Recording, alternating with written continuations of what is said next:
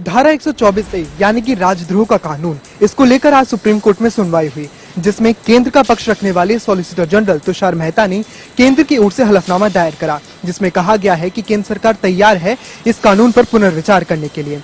गौर देने वाली बात है कि ये वही केंद्र सरकार है जो उस पूरे कानून को हटाने के पक्ष में नहीं थी, लेकिन अब वो उस पर पुनर्विचार करने को राजी हो गई है। लेकिन इस बीच गौर देने वाली बात है कि सॉलिसिटर जनरल ने ये कहा है कि ये कानून भारत की अखंडता और संप्रभुता के लिए बेहद जरूरी है। इसी के साथ ही उन्होंने इससे संबंधित आगे होने वाली याचिकाओं पर सुनवाई के लिए सुप्रीम कोर्ट से टालने की अपील की है। साथ ही सुनवाई के दौरान कोर्ट ने कहा कि जब हलफनामे में ही कहा गया है कि कानून का दुरुपयोग होता है, तो आप इससे कैसे निपटेंगे। यही नहीं, सुप्रीम कोर्ट ने केंद्र को देशद्रोह कानून पर पुनर्विचार करने का काम 3 से 4 महीने में पूरा करने का सुझाव दिया है।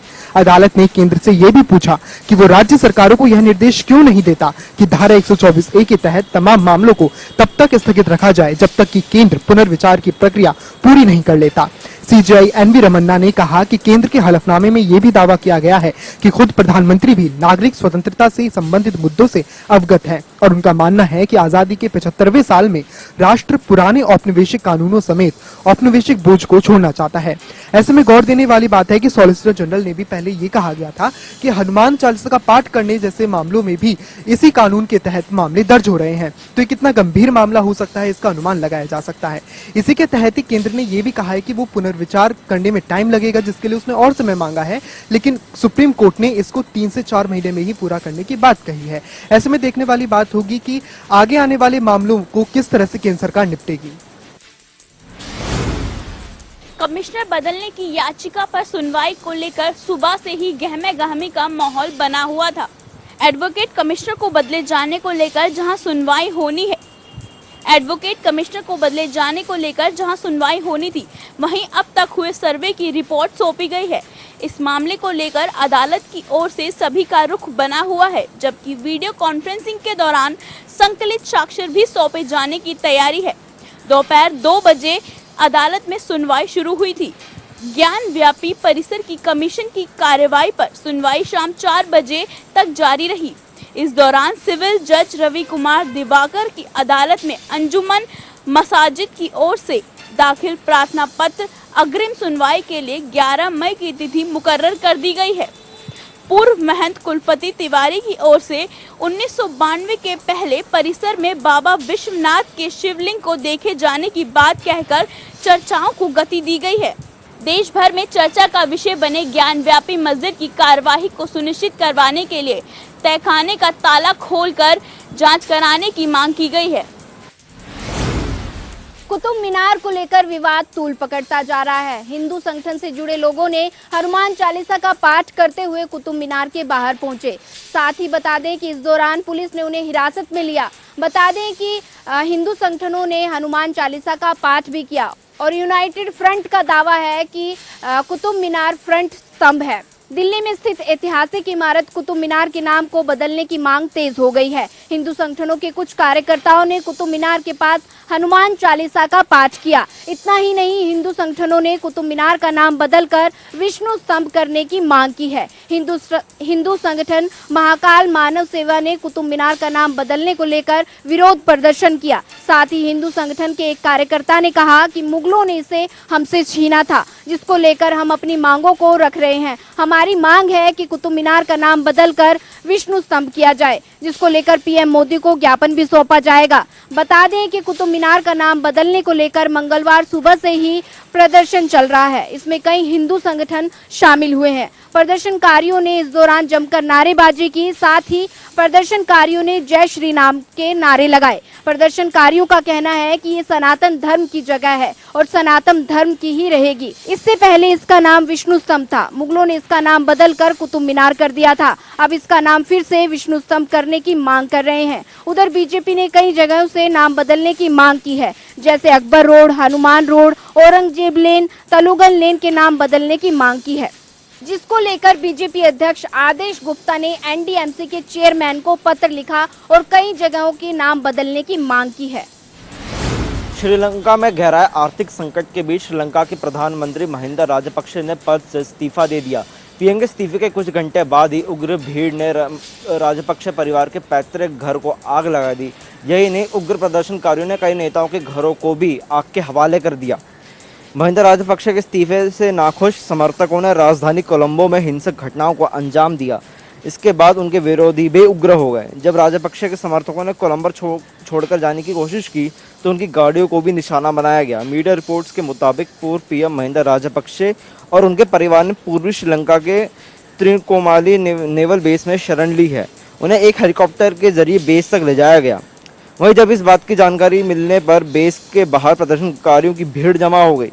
इस हिंसा में अब तक 8 लोगों की मौत हुई है, जबकि 200 से ज़्यादा लोग घायल हुए हैं। वहीं श्रीलंका में जारी संकट के बीच भारत ने श्रीलंका को मदद करने की बात कही है। वहीं विदेश मंत्रालय के प्रवक्ता ने कहा कि श्रीलंका में आर्थिक संकट को दूर करने के लिए भारत हर संभव मदद करेगा। हरियाणा विधानसभा की आगामी मानसून सत्र तक तस्वीर बदली हुई नजर आएगी। हरियाणा विधानसभा के अध्यक्ष ज्ञानचंद गुप्ता मंगलवार को मीडिया से रूबरू हुए। इस दौरान ज्ञानचंद गुप्ता ने कहा कि हरियाणा विधानसभा को ई विधानसभा बनाने का प्रयास तेज गति से जारी है। स्पीकर ने कहा कि आगामी मानसून सत्र ई विधानसभा में होगा, इसके लिए लगातार तेज गति से काम किया जा रहा है। विधानसभा अध्यक्ष ने कहा कि हरियाणा विधानसभा 30 जून तक ई विधानसभा के रूप में बनकर तैयार हो जाएगी।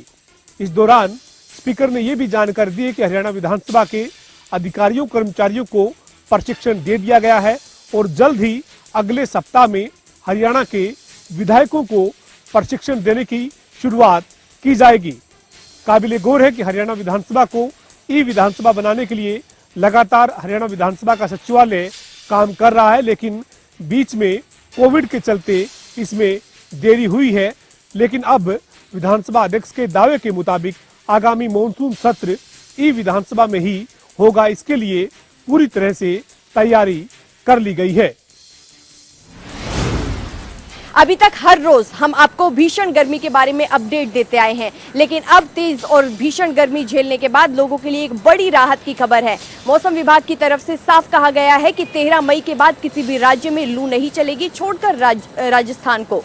हालांकि 11 से 13 मई तक दिल्ली, पंजाब, हरियाणा, उत्तर प्रदेश और मध्य प्रदेश में गर्मी बढ़ेगी, लेकिन 14 मई से तापमान में लगातार गिरावट आनी शुरू हो जाएगी और तापमान में ये गिरावट के हालात 24 मई तक बने रहेंगे। हालांकि उसके बाद कुछ दिन तक तापमान में हल्की बढ़ोतरी दर्ज की जाएगी, लेकिन केरल में मानसून के दस्तक देते ही पूरे मध्य भारत में प्री मानसून एक्टिविटी और बारिश शुरू हो जाएगी। एक और अच्छी खबर यह है कि इस बार अंडमान में मानसून केरल से 12 से 13 दिन पहले पहुंचेगा और ये आमतौर पर 9 से 10 दिन पहले पहुंचता है। केरल में मानसून के पहुंचने की तारीख 1 जून है। इस हिसाब से अंडमान में मानसून 18 मई तक पहुंच जाएगा। इससे भी गर्मी से राहत मिलेगी और इस बार गर्मी से राहत मिलने का सबसे बड़ा कारण है पश्चिमी विक्षोभ, जो कि 13 मई की शाम से सक्रिय हो जाएगा। अब देखना यह है कि इस भीषण गर्मी से राहत कब और कैसे और कितने दिनों तक मिलने वाली है। देश की राजधानी में कोरोना आफत के साथ साथ राहत भी देता नजर आ रहा है। दरअसल दिल्ली में कोरोना संक्रमण के मामलों में बड़ी गिरावट देखी गई है। वहीं मौतों के आंकड़ों ने एक बार फिर दिल्ली वासियों को डरा दिया है। वहीं आपको बता दें कि कोरोना संक्रमण में सोमवार को 799 नए केस सामने आए हैं, जबकि इसी दौरान कोरोना संक्रमण से 3 मरीजों की मौत हो गई है। वहीं राहत की बात यह है कि 1366 लोग रिकवर भी हुए हैं और इस अवधि में कोरोना की संक्रमण दर 4.94% रही। यहाँ गौर करने वाली बात यह है कि इससे पहले 7 मार्च को दिल्ली में 3 और 4 मार्च को 4 मरीज की मौत हुई थी। स्वास्थ्य विभाग के आंकड़ों की माने तो दिल्ली में कोरोना वायरस के 16,187 टेस्ट हुए थे, जिनमें से 799 सैंपल पॉजिटिव पाए गए। इस तरह से दिल्ली में कोरोना वायरस के कुल मामलों की संख्या बढ़कर 18,95,053 हो गई है, जबकि मरने वालों की संख्या पहुंचकर 26,182 हो गई है। वहीं दिल्ली सहित हरियाणा, उत्तर प्रदेश और महाराष्ट्र में कुल 68% मामले हो गए हैं। हरियाणा में 371, उत्तर प्रदेश में 218, तो वहीं महाराष्ट्र में 121 नए केस मिले हैं। लेकिन अब अच्छी खबर यह है कि तीनों राज्य में कोरोना से एक भी मौत नहीं हुई है। वहीं दिल्ली अस्पताल में भर्ती होने वाले मरीजों की संख्या भी बहुत कम हो गई है, 3% ही संख्या रह गई है। तो केवल अब दिल्ली अस्पताल में 175 मरीज ही भर्ती हैं। रूप मंत्रा आयुर्वेदिक फेस वॉश, इसमें है क्यूकम्बर के प्योर एक्सट्रैक्ट्स जो नेचुरली चेहरे को मॉइस्चराइज रखे। ये कोई कॉस्मेटिक नहीं, आयुर्वेदिक औषधि है। हिमाचल प्रदेश के धर्मशाला विधानसभा में 7 मई को एक अनोखी घटना सामने आई है, जिसमें जो है खालिस्तानी समर्थकों द्वारा विधानसभा परिसर के गेट के बाहर खालिस्तान के झंडे लगाए गए। इसमें जो है अब राजनीति गरमाने लगी है। वहीं बता दें कि पिछले कल कांग्रेस ने शिमला के उपायुक्त कार्यालय समेत प्रदेश के अन्य जो ब्लॉक स्तर हैं वहां पर इसके विरोध में जो है प्रदर्शन किया। वहीं आज जो है आम आदमी पार्टी ने शिमला उपायुक्त कार्यालय के बाहर धरना प्रदर्शन किया और सरकार के खिलाफ जमकर नारेबाजी की। वहीं आम आदमी पार्टी ने उपायुक्त के माध्यम से जो है राज्यपाल को ज्ञापन सौंपा है कि जिस तरह से खालिस्तानी समर्थकों द्वारा यहां पर धमकी दी जा रही है, खालिस्तानी समर्थकों द्वारा जो पोस्टर लगाए गए थे और इसके अलावा गुरपंतवंत सिंह पन्नू जो कि सिख फॉर जस्टिस के चीफ हैं, उन्होंने साफ तौर पर यहां पर वीडियो जारी की थी और जिस तरह से धमकियां यहां पर दी जा रही हैं, तो ऐसे में प्रदेश सरकार से मांग की है कि जल्द से जल्द उनको जो है पकड़ना चाहिए। वहीं उन्होंने मुख्यमंत्री से भी आग्रह किया है कि जिस तरह से प्रदेश में सुरक्षा की बात करें, पहले भी जो है यहाँ पर धमकियां दी गई थी, लेकिन उन्होंने जो है गंभीरता से नहीं लिया है। तो अब जो है कहीं ना कहीं इसको जो है गंभीरता से लेते हुए नजर आए। वहीं उन्होंने प्रधानमंत्री नरेंद्र मोदी से भी आग्रह किया है कि जिस तरह से प्रधानमंत्री नरेंद्र मोदी के पड़ोसी देशों के साथ और देशों के साथ विदेशों में जिस तरह से उनके संबंध है, तो ऐसे में पन्नू जहां भी रहते हैं उनकी जो है जल्द से जल्द यहां पर गिरफ्तारी कर लेनी चाहिए। हरियाणा के निकाय मंत्री कमल गुप्ता ने आज पानीपत नगर निगम में छापा मारा। वहीं किसी को इस बात का पता न चले इसलिए वह प्राइवेट वाहन में वहां पर पहुंचे थे, जिसके बाद उन्होंने नगर निगम के कर्मचारियों की जमकर क्लास लगाई और अनियमितताएं पाए जाने पर 2 कर्मचारियों को सस्पेंड कर दिया।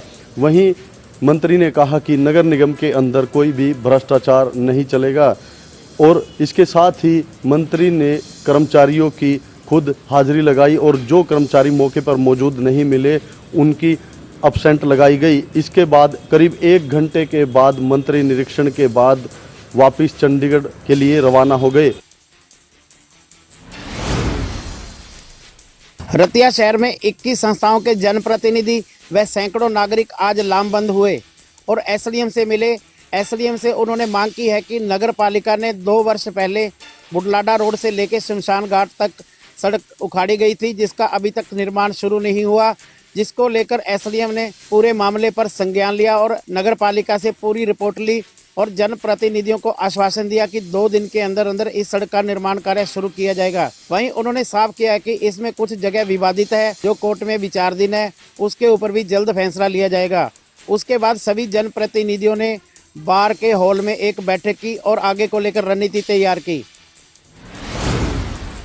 फतेहाबाद की ठाकर बस्ती में दीवार निर्माण को लेकर 2 गुटों में आपसी विवाद हो गया।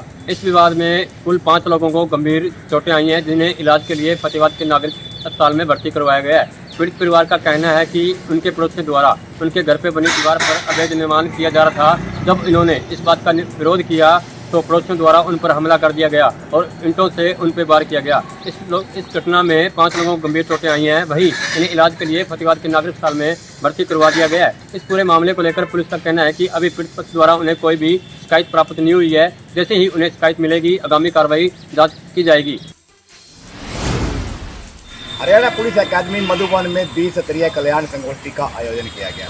संगोष्ठी की अध्यक्षता डीजीपी हरियाणा पीके अग्रवाल ने की।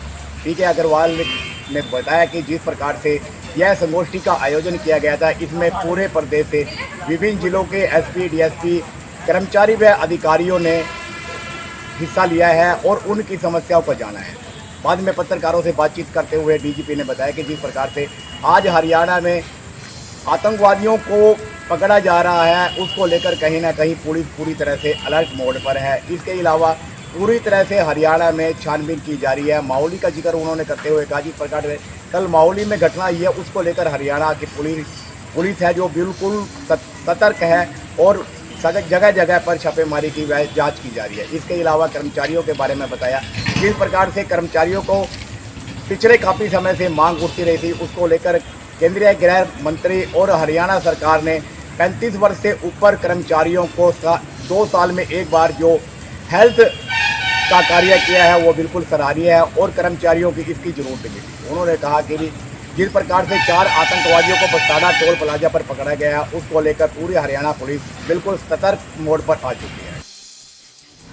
महेंद्रगढ़ पुलिस ने गुप्त सूचना के आधार पर छापेमारी करते हुए एक नशीला पदार्थ बेचने वाले के यहां रेड की। महेंद्रगढ़ पुलिस एसएचओ अश्वनी कुमार ने बताया कि उन्हें गुप्त सूचना मिली थी कि महेंद्रगढ़ वार्ड नंबर 1 में आदर्श कॉलोनी के अंदर एक महिला नशीला पदार्थ बेचती है। उसी के आधार पर उन्होंने टीम बनाकर ड्यूटी मजिस्ट्रेट नियुक्त करवाकर वहां रेड की। रेड करने के ऊपर पाया कि एक महिला के यहां से 7 किलो 400 ग्राम गांजा बरामद हुआ। उस पर कार्रवाई करते हुए महिला को थाना शहर महेंद्रगढ़ में लाया गया, जहां उससे पूछताछ जारी है। अब पुलिस का कहना है कि इससे पूरी जांच की जाएगी, पूछताछ की जाएगी गहनता से कि इनके तार कहां का जुड़े हैं, ये नशीला पदार्थ कहां से आता था। इस सारी कार्रवाई की जांच के अंदर पुलिस जुटी हुई है।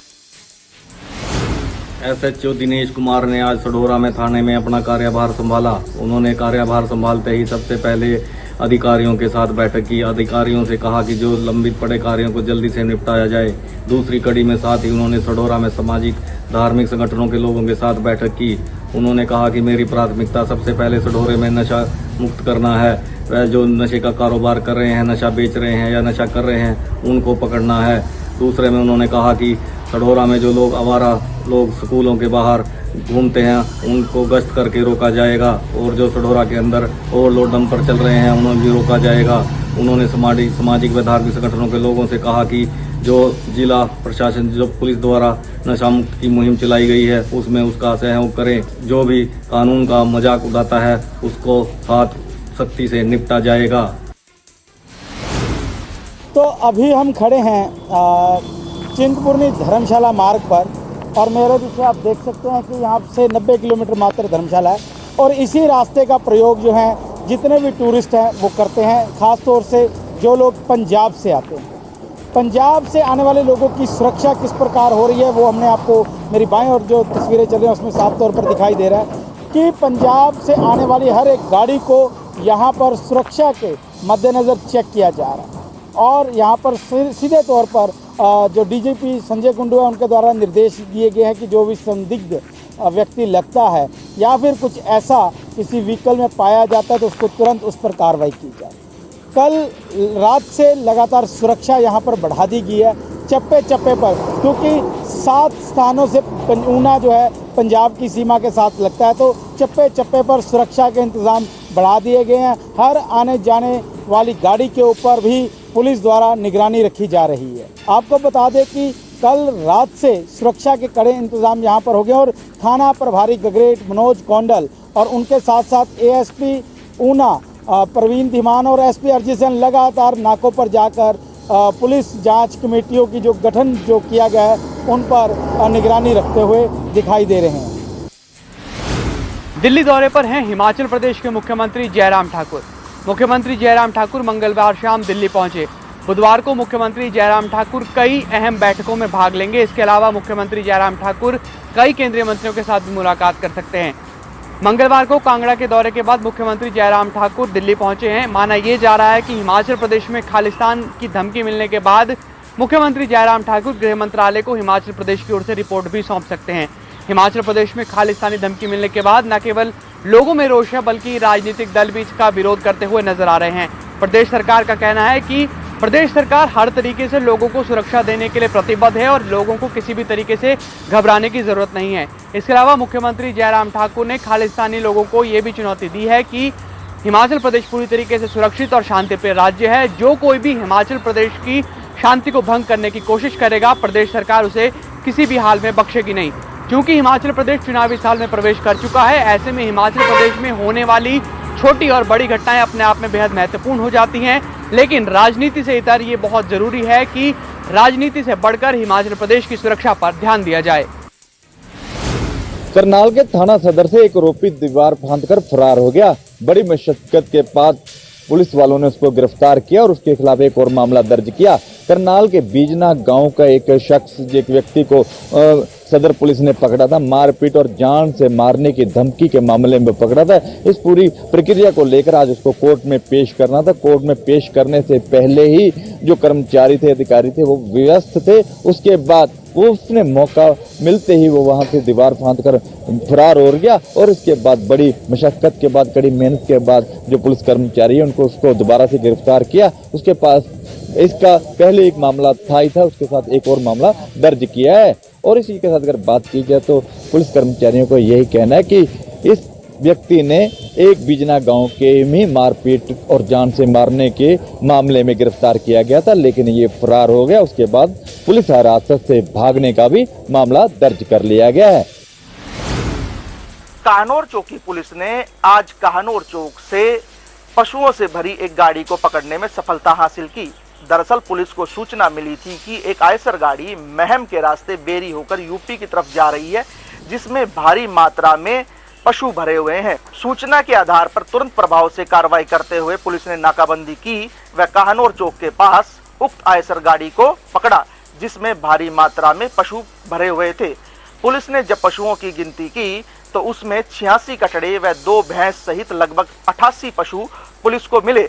पुलिस ने पशुओं को बाड़े में छोड़कर उक्त आरोपियों के खिलाफ मामला दर्ज कर आगामी कार्रवाई शुरू कर दी है।